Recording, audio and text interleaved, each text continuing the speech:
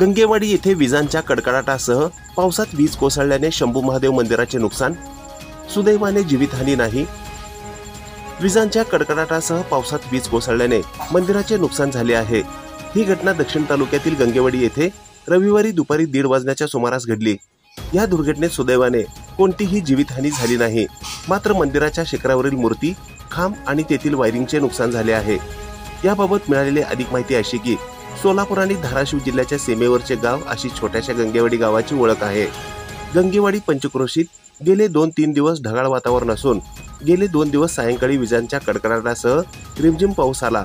आज रविवारी दुपारी विजांच्या कडकडाटासह पाऊस आल्याने या पावसात ग्रामदेवत शंभू महादेव मंदिरावर वीज कोसळल्याने मंदिराच्या शिखरावर कोरलेल्या मूर्तीचे काही प्रमाणात नुकसान झाले आहे।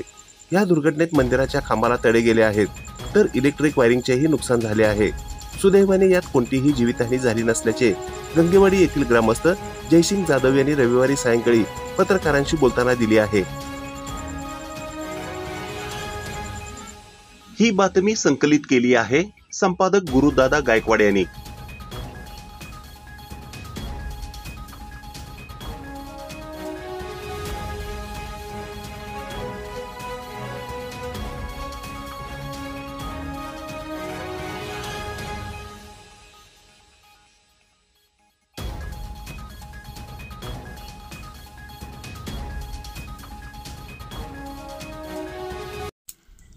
ताज्या घडामोडी पाहण्यासाठी आजच महाराष्ट्र सुखदेव न्यूज या YouTube चॅनलला लाईक आणि सबस्क्राइब करा।